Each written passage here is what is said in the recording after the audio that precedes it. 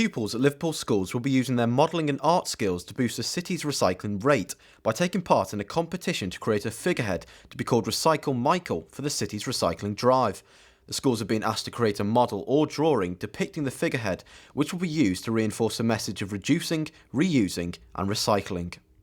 Well, I think it's important, obviously, for the environmental sort of issue, so kids understand the importance of recycling because of the impact that, using and throwing away things, the impact that has on the environment.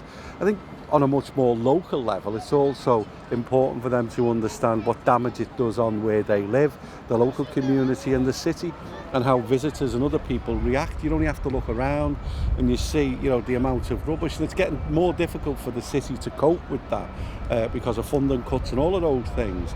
And the more recycling we do, it helps us as a council fund and deal with that.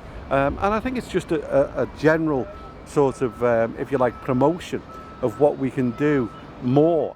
With an ambitious target set at recycling 55% of the city's waste, council leaders say they are determined to achieve the objective, but it's fair to say it's our young people who are often the keenest to recycle and perhaps the city's greatest ambassadors.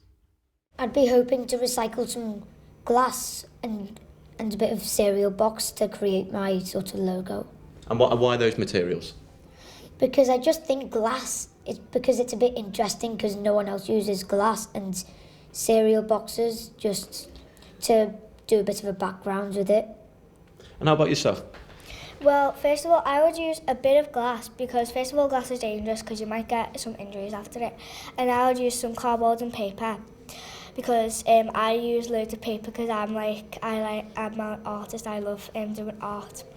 I would use some cardboard, some paper, and probably that's it because I can draw lots of things on the paper to make it more creative. I wouldn't be using glass because, if little ones want to touch it, they won't touch any glass and hurt themselves because it might get stuck in the hands.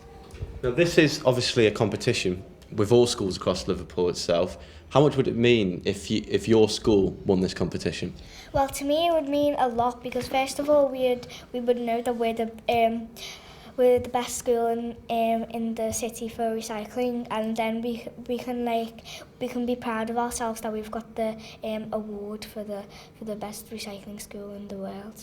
They are very passionate about the environment and looking at it is part of our code of conduct to look after the environment in which they learn and play.